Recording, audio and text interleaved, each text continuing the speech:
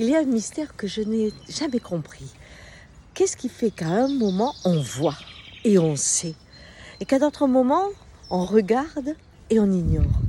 Voyez-vous, il y a un jeune homme qui est un agriculteur bien sûr bio, mais au-delà du bio, hein, celui qui aime sa terre.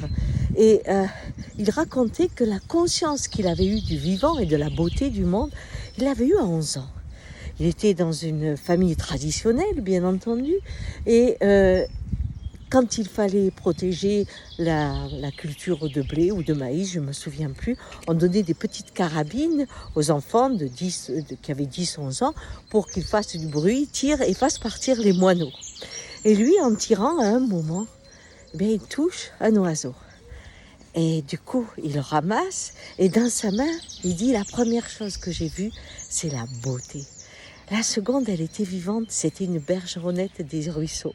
Et en fait, elle avait une larme et il a cueilli son dernier soupir. Dans cette main, il venait de rencontrer la beauté et le vivant. C'est incroyable. Et à partir de là, sa vie, il a 11 ans, a complètement changé parce que il sait, quand il se promène, quand il regarde, quand il touche, que c'est beau et vivant. Et en l'écoutant, je me disais, mon Dieu, moi, il m'a fallu avoir presque 30 ans pour vivre cette conscience, cette rencontre avec la beauté et l'émotion du vivant qui guide depuis toute ma vie. Et lui, à 11 ans, il y était. Qu'est-ce qui fait que la vie fait qu'à un moment, on s'ouvre à la vie et d'autres, on marche comme des endormis? Allez, bonne journée!